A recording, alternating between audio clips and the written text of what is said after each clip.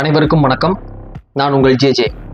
ஆத்தங்கரை ஒட்டுநாப்படி அமைஞ்சிருக்கிற ஆலயத்தை பற்றின அதிசயங்களையும் அதன் ரகசியங்களையும் அதை பற்றின விஷயங்களையும் இன்னைக்கு நம்ம பார்ப்போம்.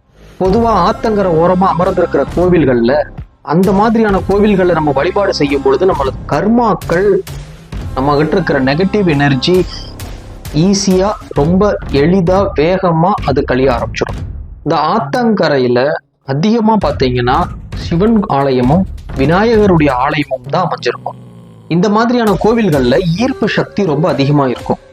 ஆற்றுல அடியில் இருக்கிற நீர் ஓட்டத்தினுடைய சக்தி நம்ம உடம்புல படும் பொழுதோ இல்லை அந்த நீரோட்டம் அதிகமாக இருக்கிற இடத்துல நம்ம குளிக்கும் போது நம்ம உடம்புல இருக்கிற நெகட்டிவ் எனர்ஜி, நவக்கிரகங்களின் தாக்கம், கர்மா இதெல்லாம் ரொம்ப சீக்கிரம் கழிய ஆரம்பிச்சிடும். அதனால தான் மற்ற கோவில்களை விட ஆத்தங்கரை ஓரமாக இருக்கிற கோயில்களுக்கு பவர் அதிகம்னு எல்லாம் சொல்லுவாங்க. இந்த கழிப்பு கழிக்கிறது, நம்ம கருமாக்களை கழிக்கிறது, முன்னோர்களுக்கு தர்ப்பணம் கொடுக்கறது, இந்த மாதிரியான விஷயங்கள் எல்லாமே நம்ம ஆத்தங்கரை ஓரம் தான் செஞ்சுக்கிட்டு வருவோம். அதுலேயும் சிவனாலயம் இருக்கிற ஆத்தங்கரையாக பார்த்து தான் அதெல்லாமே செய்வோம். ஏன்னா நம்ம இந்த கருமாக்கள் ரொம்ப வேகமாக எளிமையாக கழிக்கக்கூடிய நிவர்த்தி பண்ணக்கூடிய இடம் எது பார்த்தீங்கன்னா ஆத்தங்கரை தான்.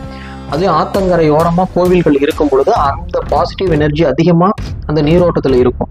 அப்போ அந்த ஆத்தங்கரை ஓரம் இருக்கும் எல்லா கோவில்களும் சரி, அந்த கோவில்களை சார்ந்த நீர்நிலைகளையும் சரி புனித நீர்னே தான் சொல்லுவாங்க. அந்த ஆற்றுல அடியில் இருக்கிற நீரோட்டத்தில் ஒரு வகையான எலக்ட்ரோ ஃபீல்டு கிரியேட் ஆகும்.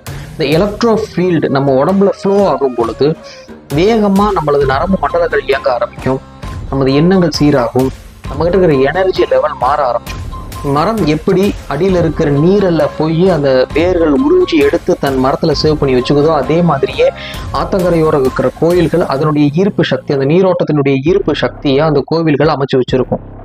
நீங்கள் தண்ணியில் போய் கால் வைக்கும் பொழுது உங்கள் காலில் அந்த ஒரு மாதிரியான எனர்ஜி லெவல், ஒரு உணர்வுகள் உருவாகும். அந்த உணர்வு அந்த மாதிரியான கோவில்களில் போய் நீங்கள் சும்மா நின்று வெறுக்காலில் வணங்கும் பொழுதே உங்களுக்கு உருவாக ஆரம்பிச்சிடும்.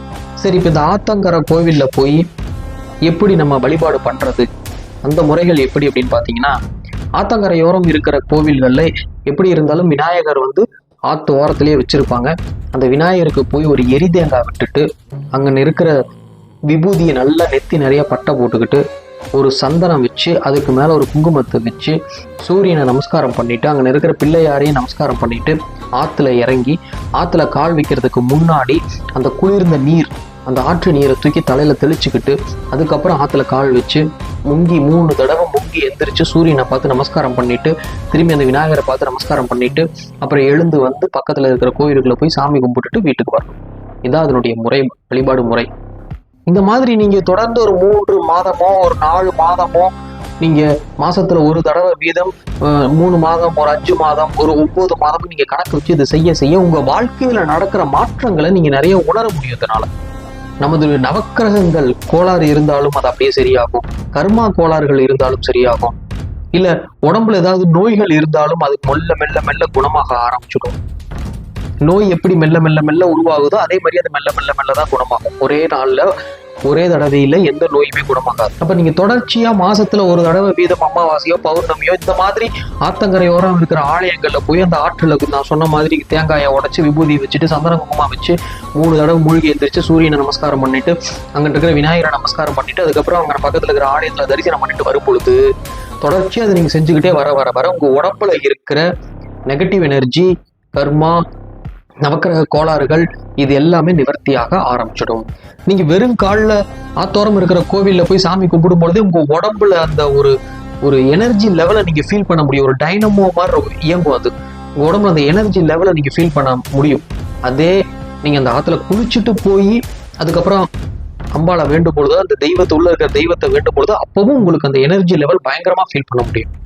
எல்லோரும் ஆன்மீக வழியில் பின்பற்றி ஆனந்தமாகவும் ஆரோக்கியமாகவும் வாழ வேண்டும் என்று மனதார வேண்டிக் கொண்டு இதே மாதிரியே இன்னும் பல வீடியோஸ் உங்களுக்கு வரவிருக்கு. அதனால் கண்டிப்பாக சப்ஸ்கிரைப் பண்ணிக்கிங்க, ஷேர் பண்ணுங்கள், வீடியோவை லைக் பண்ணுங்கள். நன்றி, வணக்கம்.